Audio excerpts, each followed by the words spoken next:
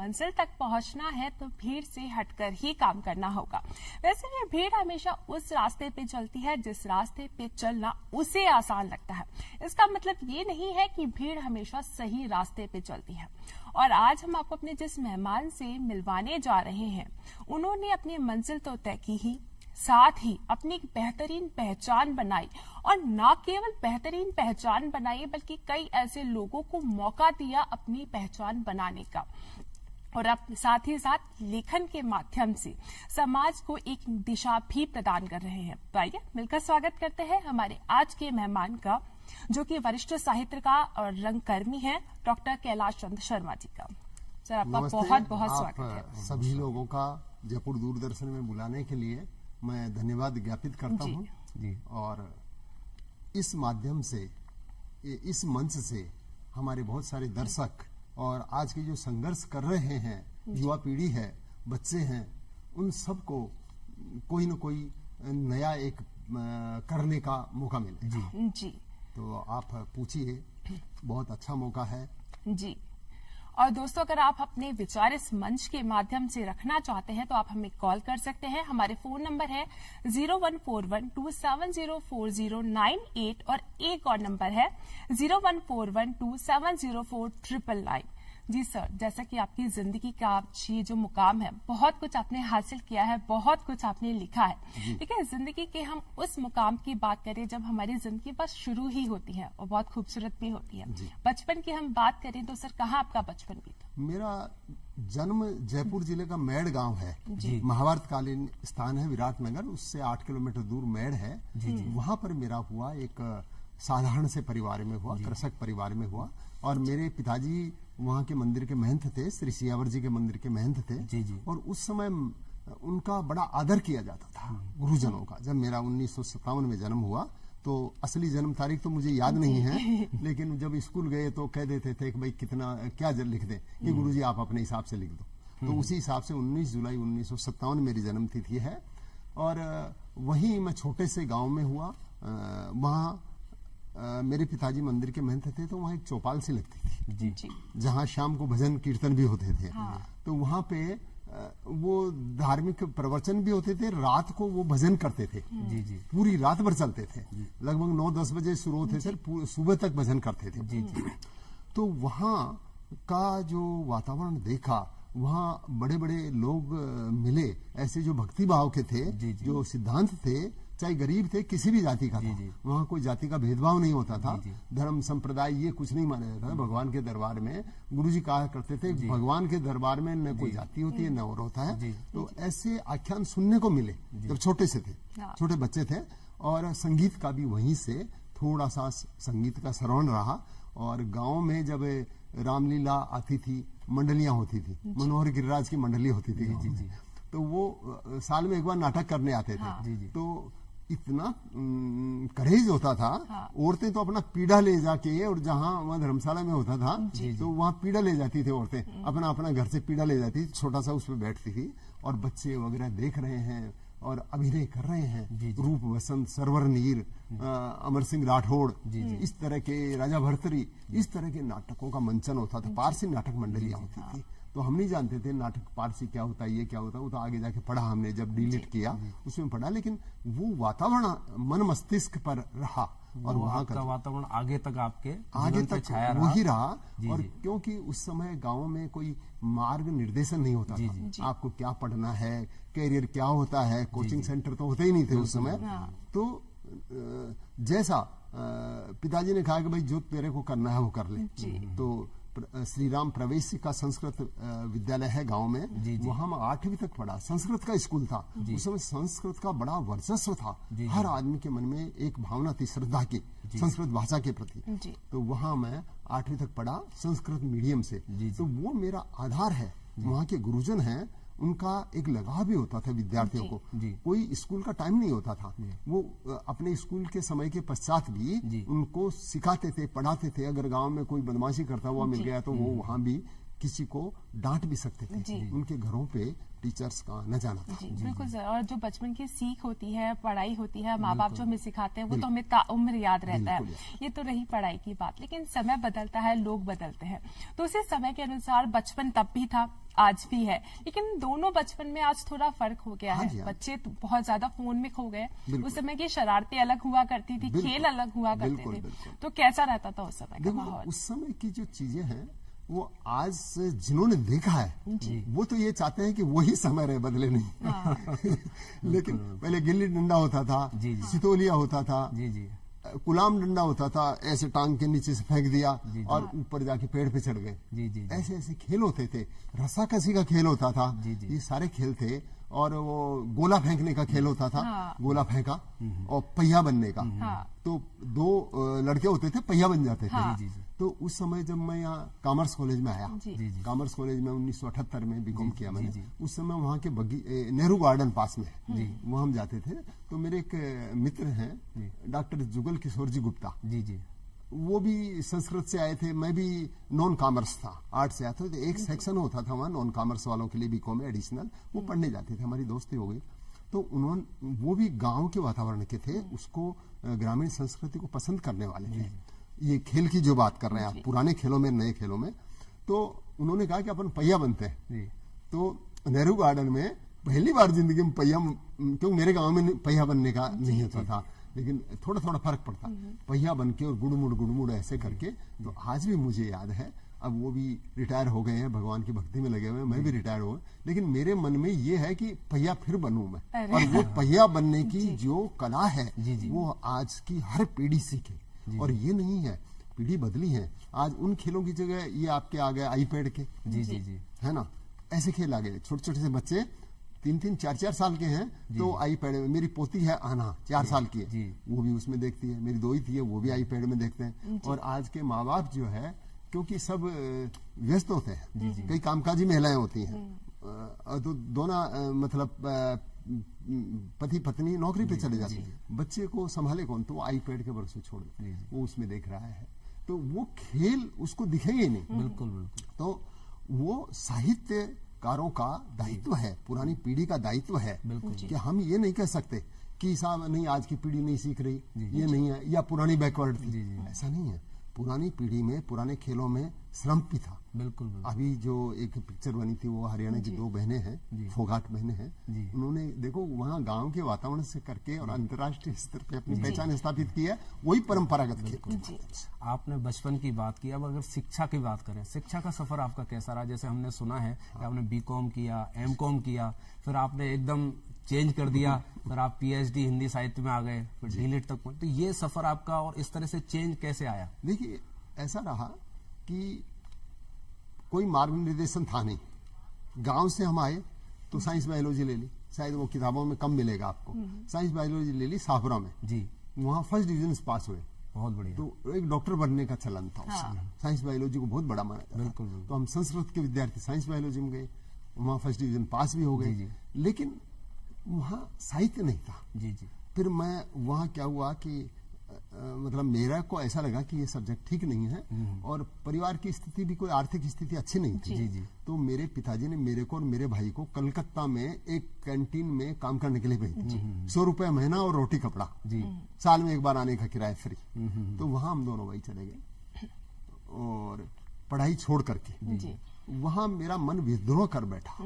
मैंने सोचा था मैं तो है जो 9वीं पास हूँ फर्स्ट डिवीजन से, मेरे को तो मुनीम का काम मिलेगा। कि सोच के ऐसा गया था मैं सब पे हुक्म चलाऊंगा, ये कर वो कर। वहां जाके क्या हुआ कि साइकिलों पे आटे की बोरियां ला रहे हैं, वहाँ आर्मी के लोग थे, वो चाय वाय पी के जाते हैं, तो कप प्लेट धोने का काम करना पड़ा। तो मन विद्रोह कर बैठा कि नहीं, ये काम मेरा नहीं है। आदमी का स्वाभिमान जब जागता है तो वो बहुत कुछ ऐसा कर सकता है जो उसने सोचा भी नहीं है, या दूसरे ने उसके बारे में नहीं सोचा। तो वहां से मन विद्रोह कर बैठा और मैं वापस आ गया। सेठ जी को कहा कि भाई मैं काम नहीं करूंगा आपके यहाँ पे, अब जाऊंगा। क्यों जाएगा? तो मैंने कहा मैं पढ़ाई करूंगा, मैं भी आपका ये जो मुनीम बैठा है इसकी तरह 8वीं पास है, ये मेरा बॉस बना हुआ है, तो मैं इससे भी ज्यादा पढ़ाई करूंगा। तो उन्होंने मेरे एक तो लगाया चाटा कि ठहर तेरे को अभी पढ़ाई कराता हूँ। तो मेरे भाई भी थे, बड़े भाई, तो उनको भी बुला लिया कि भाई ये लड़का काम नहीं कर रहा। मैंने तो खाना पीना ही बंद कर दिया। वहां से हम दोनों आए। मेरे भाई गांव चले गए, मैं जयपुर ही रह गया, पिताजी से डरता था। वो कहते थे तुम्हारे 4 भाई हो, तकदीर में नहीं है पढ़ाई, 8वीं से बाद में कोई जाता ही नहीं है, 10वीं तो कोई कर ही नहीं पाया। मैं यहाँ रह गया, मैंने आर्ट्स के सब्जेक्ट ले लिए, यहाँ पढ़ाई करी। उसके बाद में मैं गांव में जाके पिताजी ने कहा कि भाई परीक्षा तो दे गया मैं प्राइवेट 10वीं की, लेकिन उन्होंने कहा तुम पढ़ नहीं पाओगे, तुम वहां से भी फेल हो गए, वहां भी नौकरी छोड़ आए। गाँव वालों को ऐसे ही होता था, ये लगाया वहां छोड़े। तो उन्होंने कहा तुम्हारी जिंदगी में एक ही है कि तुम रेहड़ चलाओ। तो मैं रेहड़ चलाता था।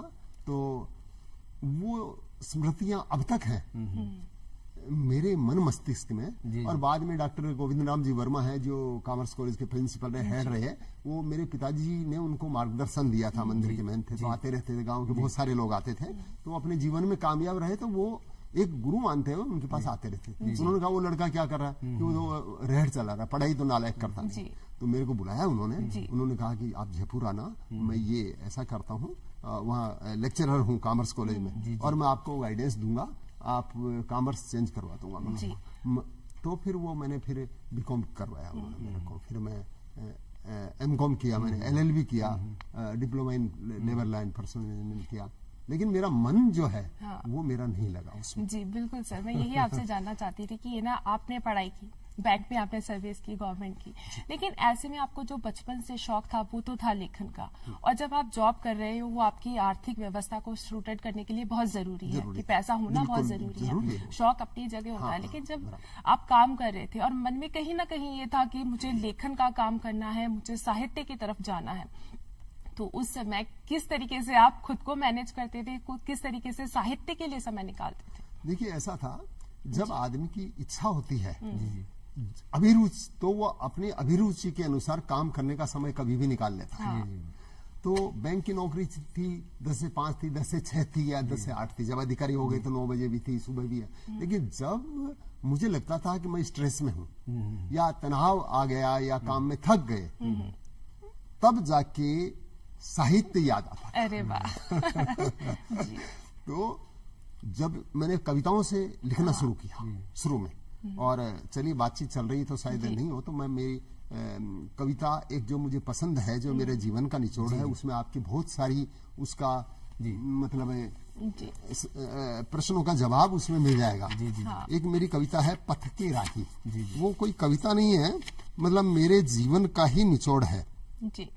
वो मैं आपको इसमें सुना देता हूँ। जी बिल्कुल। पथ के राही में क्या है, आपने कुछ देर पहले ये कहा था कि कोई आदमी है, हर आदमी आसान रास्ते पे चलना चाहता है। तो आसान रास्ता इसलिए है कि वहाँ मेहनत नहीं करनी पड़ती। तो ज्यादातर लोग आसान रास्ते पे चलना चाहते हैं, लेकिन मैंने जीवन में वो फील्ड चुना, कांटों भरा रास्ता। और वो करके दिखाया, क्योंकि वो दबी हुई जो भावनाएं थी ना, वो ये है कि आप थोड़ा सा करोगे तो ज्यादा लोगों को पता चलेगा, अनटच फील्ड में जाओगे तो वो पथ के राही, यही मेरे जीवन में सफलता का मूल मंत्र है। कि कैसे हम छोटे रास्ते से, हमारी विल पावर स्ट्रांग होगी, इच्छा शक्ति, तो हम बहुत कुछ कर सकते हैं। और मन में इच्छा ही नहीं है तो कितना ही दबाव डालो, वो आदमी कर नहीं सकता। ऐसा चाहे विद्यार्थी हो चाहे कोई भी हो। पथ के राही है। ये कविता मैंने अजीतगढ़ में पंजाब नेशनल बैंक में अधिकारी था, 1992 में लिखी है मैंने। तो ये है, जाग उठ इंसान पल पल बीतता जाता, राह है सुनसान इस पर क्यों नहीं आता, कर इसे आबाद क्यों तू सो रहा पगले, धैर्य मन में धार राही राह पर चल दे, कंटकों के जाल से क्या मुक्त होना है, या अभावों में पड़े दम तोड़ देना है, कर जरा हिम्मत बना तकदीर तू अपना, चक्रव्यूह से मुक्त हो पूरा करो सपना, इस पार है दुर्दिन गरीबी के थपेड़े भी, बाट किसकी जोहता चल पड़ अकेले ही, छोड़ शीतल छांव। असल में इंसान क्या होता है, सोचता है मेरे को नौकरी मिल गई, एक मैं ठीक है बढ़िया हो गई, परिवार का खर्चा चल रहा, बच्चे पढ़ रहे हैं, अब मुझे आराम करना चाहिए। वो करे, छोड़ शीतल छांव तू मरुभूमि को चल दे, उस पार को भी देख राही क्यों यहाँ बह के, आराम के ये हेतु सब बाधा बने तेरी, जो आराम कर लिए तो ये तो बाधाएं हैं तेरी, इनमें भ्रमित मत हो।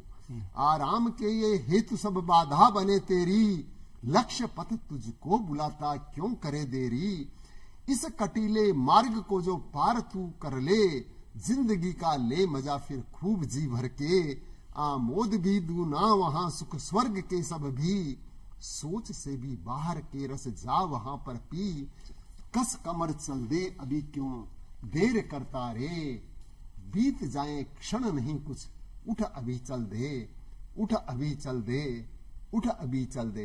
ये तरुणाई मेरा पहला काव्य था, उसकी कविताएं हैं। उसके बाद में लगभग कविताएं लिखने का सिलसिला बंद हो गया और विधाओं पे आ गए। आपने जो प्रश्न किया था कि ये भी लिखा, नाटक भी लिखे, गीत। जी बिल्कुल। और सर इसकी हम बात करें अगर तो आपने 1995 में आपकी एक आपने लिखा था कि आओ पेड़ लगाएं, जो कि बहुत जरूरी है। पेड़ हमारे मित्र। जी, पेड़ हमारे मित्र हैं और पेड़ जो है अगर होंगे हरियाली होगी और हरियाली होगी तो हमारे जो स्वास्थ्य है वो भी बहुत अच्छा होगा। तो सर उसके बारे में आप बताएं। देखिए क्या हुआ कि ग्रामीण परिवेश में तो मैं पैदा हुआ जी। और असल में हमारा जो श्री सियावर जी का मंदिर है, जो मेरा जन्म स्थान है, वो मेड़ गांव से 1 किलोमीटर पहले है, बाणगंगा नदी के किनारे पे। जी। बाणगंगा नदी अर्जुन ने निकाली जब महाभारत में अज्ञातवास में पांडव 1 साल रहे। जी। तो उस समय हजारों पेड़ खजूर के थे, आम थे, जामुन थे, ये सारा है। तो मेरे साहित्य पर वही सबका प्रभाव है। चाहे विरह का इंद्रधनुष देख लो, पूरा का पूरा शुरुआत ही वही है। चाहे मेरे गीत देख लो, ढूंढाड़ी गीत हैं, कविताएं हैं, उन पे वहां का प्रभाव है। बिल्कुल। हमने सुना है कि आपके ग्रामीण संस्कृति के 40 से 45 विषयों को आपने अपने ढूंढाड़ी गीतों में शामिल किया है। बिल्कुल। 40 से 45। देखिए ढूंढाड़ी गीत असल में हम परिवार में आज भी, जयपुर में भी सब लोग घरों में ढूंढाड़ी बोलते हैं, जो जयपुर के रहने वाले हैं। लेकिन ज्यादातर लोगों को तो यही नहीं पता कि ये बोली कौन सी है। बिल्कुल। इसको ढूंढाड़ी भी कहते हैं, ये नहीं पता। बिल्कुल। लेकिन मैंने उसको, और गांव में फिर धीरे धीरे क्या हुआ, हिंदी बोलना या अंग्रेजी बोलना ज्यादा पसंद करते। ढूंढाड़ी को समझते हैं ये गंवारों की भाषा है। तो मैं जीवन में मेरी परंपरा और संस्कृति से मैं विचलन नहीं हुआ, मैं डेविएट नहीं कर पाया, उसको मैंने बनाए रखा। मुझे उसमें आत्मसंतुष्टि थी और मैंने उसी को अस्त्र बनाया। रेणुका इसरानी जी ने कर्म पथ में लिखा है कि अपने कर्म पथ डॉक्टर कैलाश शर्मा का बहुआयामी सृजन। रेणुका इसरानी जी पुरानी महाभारत में गांधारी के रोल से चर्चित रही हैं, हम लोग धारावाहिक से। इन्होंने ये पुस्तक का संपादन किया तो उन्होंने अपने उसमें संपादकीय में लिखा है कि ज्यादातर लोग बाग गरीबी से हाथाहाथ हो जाते हैं, लेकिन कैलाश जी ने उसी गरीबी को सीढ़ी बनाकर और सफलता हासिल की। तो सवाल ये है कि आज वो ढूंढाड़ी गीतों का जो मेरी लेखन का आधार था, मेरी जो मातृभाषा थी, हिंदी नहीं थी मेरी मातृभाषा। मेरी माँ जो है ढूंढाड़ी बोलती थी, हिंदी नहीं आती थी। उसको मैं मातृभाषा मानता हूँ। और उसी का जब मैं भरतपुर के अंदर 2001 में था तो मेरी एक विद्यार्थी थी रीना शर्मा। तो वो त्रिवेणी संगीत महाविद्यालय की विद्यार्थी थी। तो उसकी तरफ से मैं भरतपुर में 5 साल रहा, पंजाब नेशनल बैंक में। तो वहीं मैंने संस्था की तरफ से सिखाना शुरू किया। शुरू में मैं तो जहां भी रहा और सुबह शाम दिन रात कोई भी मुझे संगीत साहित्य और नाटक के लिए मार्गदर्शन चाहता है तो मैंने कभी ये नहीं कहा कि मेरे पास समय है कि नहीं है। मैंने ये पूछा कि मेरे विद्यार्थी को कब समय है। तो सर ढूंढाड़ी भाषा में आपने बहुत सारी जो गीत है, चलिए मैं मेरा पहला ही गीत सुनाता हूँ। सबसे पहला गीत सुनाता हूँ और उसके आधार पे रीना ने अखिल खैरागढ़ यूनिवर्सिटी की बैचलर ऑफ डांस परीक्षा में सेकंड सिल्वर मेडल प्राप्त किया। तो उसमें इतना दम था। एक ही गीत को 3 साल चलाया मैंने। उसमें जो चॉइस का एक नृत्य होता है कथक का, वो मैंने उसको तैयार कराया। तो हमारे गांव में भाईली और भाईला, ये गर्लफ्रेंड और बॉयफ्रेंड, भाईली भाईला, उस पर मैंने लिखा भी है। मेरा जो डीलिट का शोध प्रबंध है उसमें मैंने भाईला भाईली का और ढूंढाड़ी का मैंने इतनी बड़ी डिग्री के ऊपर इतने शोध प्रबंध में उसको मैंने गहराई से दिया है, तो भाईली भाईले का जो संबंध होता है वो आजीवन रहता है, कभी नहीं भूल पाता। जैसे कालिदास और मल्लिका, उनका जो संबंध रहा, मल्लिका ने कालिदास को महाकवि बना दिया। जब वो जंगल में जाती थी भोजपत्र इकट्ठे करके लाती, वो इसलिए लाती थी कि कालिदास इन पे रचनाएं लिखे। देखिए बहुत मार्मिक बात है। एक अनपढ़ लड़की, और कालिदास भी उस समय महाकवि नहीं जी। थे एक साधारण से इंसान थे। जी। तो उनको उनकी रुचि थी, जैसे मेरी अभी रुचि है, औरों की भी हो सकती है। उसको गति प्रदान करता है उसका निकटतम आदमी जो उसका दोस्त होता है। जी जी। तो मल्लिका उसने उसको महाकवि बना दिया। जी जी ऐसे ही मुझे जब मैंने रीना को सिखाना शुरू किया जी। तो मुझे लगा कि क्या कराया जाए नया कुछ। जने में एक सीधी सीधी ये डगर मत जाओ इस पे, अपनाओ वही राह कांटे धूल जिसमें। जी जी तो ये भी मेरी कविता है जी। इसमें। तो मैंने सोचा कुछ नया कराया जाए। तो मैंने नया सोचा ढूंढाड़ी में कुछ लिखा जाए गीत, और उस पे कुछ बंदिशें तैयार करी जाए। मैं कथक का भी परफॉर्मिंग आर्टिस्ट हूँ। तो और अलंकार जो एमए तक का मैं इनका प्रैक्टिकल परीक्षाओं का, प्रायोगिक परीक्षाओं का परीक्षक भी हूँ। तो मैं उससे मेरे दिमाग में आई।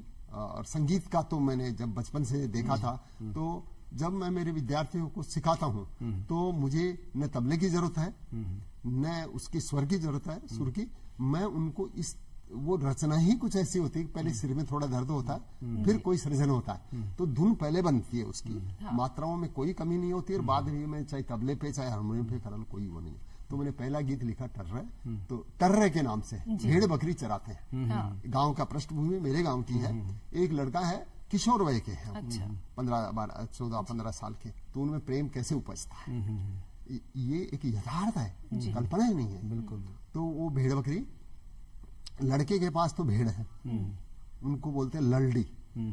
लड़की के पास है बकरियां, उसको बोलते हैं छेड़ी। जी जी तो वो आपस में प्रेम उपजता है। अब उनमें इतना प्रेम होता है कि लड़की कोई भी गतिविधि करती है तो वो बकरियों पे ध्यान रखे नहीं, लड़की पे जरूर रखता है। तो गांव में मेले होते थे, साल में एक बार मेले लगते थे।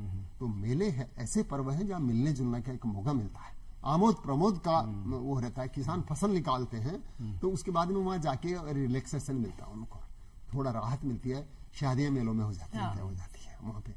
तो वो मेला देखने जाना है। उन दोनों ने साल में एक बार मौका आता है, तो वहां मेलों में ये लोग मिल लिया करते हैं। वैसे तो समाज में अनुमति नहीं होती थी, या तो बकरी चराते हुए मिल लो या मेलों में मिल लो। घरों पे आप समाज में कोई लड़के लड़की को शादी से पहले मिलने की अनुमति नहीं है। तो वो एक गीत है, इस पृष्ठभूमि पे आधार है। रीता है, लड़का कहता है कि मेरे को भी मेले में ले चल, वो एक एक बहाने बनाती, और लास्ट में दोनों चले जाते हैं। वो टर्रा गीत मैं सुनाता हूँ। अरे होड़िया होड़िया चल भाईली तावड़ कैया कर्री, अरे होड़िया होड़िया चल भाईली तावड़ कैया कर्री, अरे छेड़िया तारी धीरे चल ट्र, अरे छेड़िया थारी धीरे चल ट्र, और छेड़ा थारी धीरे चल, तू क्यों जाए पुदकती मुन्ने बता तो दे, तू काई बात उचड़ती कैया जारी,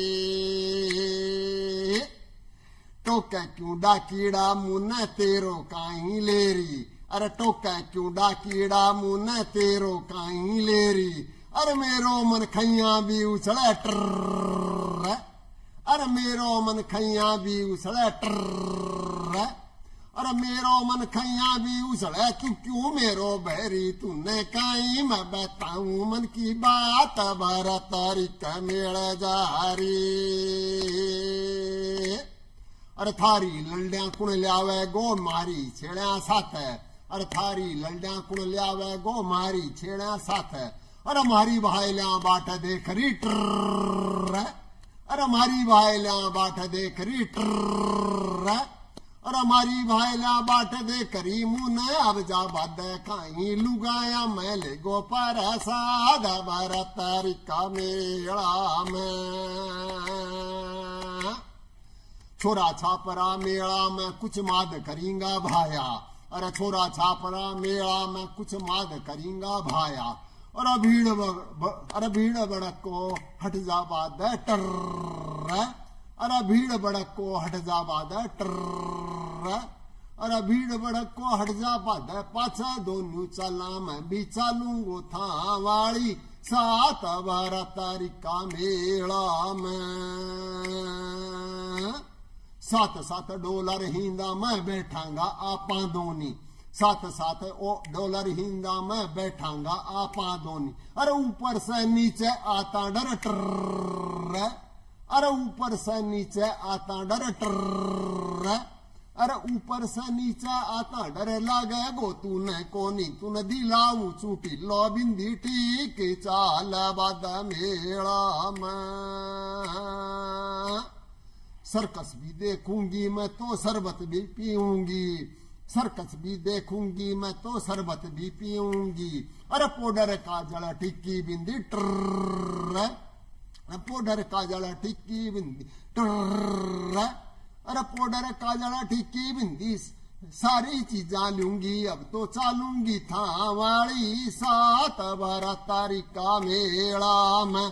मैं तो जा रहा था दोन्यू का दोन्यू साथ रे बड़ा तू ले आज ते तो उधड़ो अब दोन्यू का दोन्यू साथ मैं बीजा सब कह दूंगी। आरा टर आरा टर आरा टर। अरे वाह सर, बहुत अच्छी आपने ये तो बताई। आपके जो गीत हैं इसमें एक पूरा कथानक पूरा हो जाता है, पूरा कथानक। मतलब आप देखिए आपने पूरी एक वाक्य को, पूरी बात को आपने एक गीत में बांध दिया। प्रसिद्ध नृत्य नाट्य गुरु हैं अपने मराठी के आशा जोगलेकर, आशा जोगलेकर, उन्होंने भी आपके बारे में काफी उन्होंने कर्मपथ में लिखा है। देखिए आशा जोगलेकर जी हमारी संस्था जो मैंने स्थापित की 1995 में, इस पे बात करेंगे थोड़ा बाद में, तो उसकी आजीवन सदस्य रही और मेरी गुरु भी रही। मैंने आशा जी से सीखा, कथक नृत्य सीखा। मांगीलाल जी गुरुजी जो जयपुर के मोहनलाल जी गुरुजी के शागिर्द, उनसे पहले सीखा, फिर तीर्थराम जी आजाद और आशा जोगलेकर जी से भी सीखा। तो जब इन्होंने ऐसा, मैं कोई भी नई रचना करता हूँ तो मैं सबको सुनाता हूँ, कहीं भी किसी भी मंच पे जिक्र जरूर करता हूँ। तो जब मैं मुंबई इनके पास गया, इनकी बेटी है अर्चना जोगलेकर, वो भी अच्छी कथक की नृत्यांगना है। और तो आशा जी ने मुझे कहा कि बेटा बहुत अच्छा है, इनमें कथानक, इसमें एक कथानक पूरा हो रहा है, हमारी संस्कृति है और एक जीवन का यथार्थ है, मनुष्य की भावनाएं हैं, इसमें कोई मिलावट नहीं है।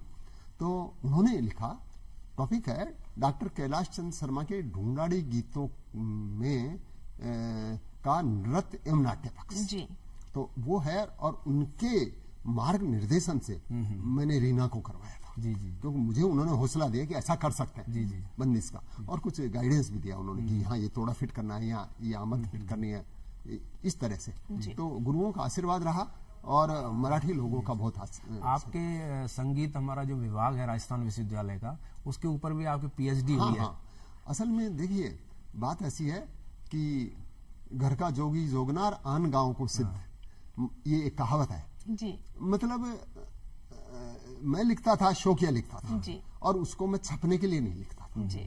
कहीं प्रसारित तो इसलिए नहीं लिखता था, एक मेरा शौक था, तो उसको मैं चुपचाप लिखता। और मेरे पास अभी भी जो है कम से कम 40-45 साल पुराने लिखे हुए प्रश्न ऐसे कैसे जी, ऐसी अवस्था में सुरक्षित है, उन पे एक रचना बन के निकल रही है मेरा। तो सर जब आपने इतना अच्छा लिखा और लोगों ने उसको पसंद भी किया, और जब हम कोई अच्छा काम करते हैं तो उसके लिए हमें पुरस्कार भी मिलता है, तो क्या कौन कौन से आपको अवार्ड्स मिले? देखिए अवार्ड क्या है, आज की जो व्यवस्था है अवार्डों की, तो मैंने भी देखा उसमें।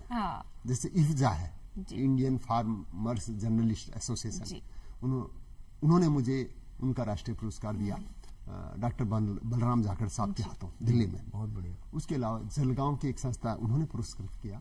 और फिर मैं जब कई जगह गया तो मुझे लगा कि जो ये पुरस्कारों की दौड़ है जी, तो मेरे पास तो इतना भी समय नहीं है कि मैं लेने भी जाऊं उनको, क्योंकि वहाँ 2-3 दिन लगेंगे और लगेंगे सरकारी नौकरी में, और फिर ये लेखन का अस्त व्यस्त सा मामला लगा। तो मेरा मन ने ये कहा कि नहीं, पुरस्कारों के लिए नहीं लिखना मुझे, तो मैं लिखता ही गया। मेरा पुरस्कार मिले या नहीं मिले, मैं पुरस्कार उसी को मानता हूँ कि आज की जो पीढ़ी है वो मेरा लेखन है और मेरे विचार है, उनको स्वीकार करें। और ये बताते हुए बहुत खुशी हो रही है कि ढूंढाड़ी गीतों का, जब त्रिवेणी कैसेट की मेरे 10-12 गीतों की कैसेट आई, कैसेट का सोचा कि एक त्रिवेणी कैसेट के नाम से कैसेट निकालें, इसको नाटकों में प्रयोग करें और करें, तो मेरे को मेरे गांव की लड़कियों से कोशिश की, फिर जयपुर की जो गाने वाली अच्छी हैं कैसेट में गा रही हैं, उनसे कोशिश की। भरतपुर में डॉक्टर सुधा तिवारी एक है जो रेडियो से गाती थी, उन्होंने बेचारे बहुत साथ दिया। भरतपुर के बच्चों का मैं इस मंच के माध्यम से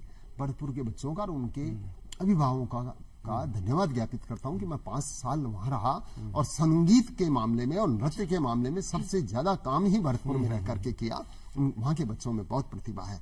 तो वहां जाके उस कैसेट में गाने का जब प्रस्ताव आया, तो छेड़ी और लल्डी ये दो शब्द ऐसे हैं जैसे ये गाया तो कोई नहीं गा पाया। जयपुर की लड़कियों को बोला कि नहीं, कईयों ने कहा क्या गावानों की भाषा की है ये। तो ऋचा पंत जो हमारी त्रिवेणी कला संगम की विद्युत का डिप्लोमा है 6 साल में होता, वहां की विद्यार्थी थी, गला अच्छा था उसका, उसको न ढूंढाड़ी बोलना आता न समझ थी उसको, और अंग्रेजी माध्यम से पढ़ी हुई, मेरे यहाँ संगीत में डिप्लोमा किया, लेकिन उनकी कैचिंग पावर इतनी गजब की थी उसकी। मैंने उसको कहा और उससे वो गवाया ढूंढाड़ी। और सर हम बात करें आपकी कि आपने एक बहुत ही अच्छी जो है किताब लिखी है, मेरी लाडो पढ़ेगी। हमारे जो प्रधानमंत्री है नरेंद्र मोदी जी वो भी ये मुहिम चला रहे हैं जो बहुत ही सराहनीय है, बेटी बचाओ बेटी पढ़ाओ। तो सर आपने बेटियों के लिए ये लिखा है कि नाटक बहुत ही खूबसूरत है, तो इसके बारे में सर आप बताएं। बहुत अच्छा है ये जो था, ये मेरे देखिए ऐसा है, मैं कोई एक उसको नहीं कह रहा कि कोई संस्थागत कोई बात कर रहा हूँ जी। तो सर आपसे हम इस पे बात करते हैं, लेकिन हमारे पास एक फोन आ गया है, पहले हम एक फोन ले लेते हैं। Hello hello hello hello hello hello, आपका नाम बताइए, कहाँ से बोल रहे हैं? जी श्याम सुंदर शर्मा 12 राजस्थान से बात कर रहा हूँ मैडम। नमस्ते, गुड मॉर्निंग जी। आपका स्वागत है धरती धुरारी में। हमारे साथ कैलाश शर्मा जी बैठे हैं, आप क्या बताना चाहेंगे उनके बारे में? उनके बारे में जी जानना चाहूंगा, उनके लोक नृत्य नाटक के बारे में जी जी, और उनको शुभकामनाएं देना चाहूंगा।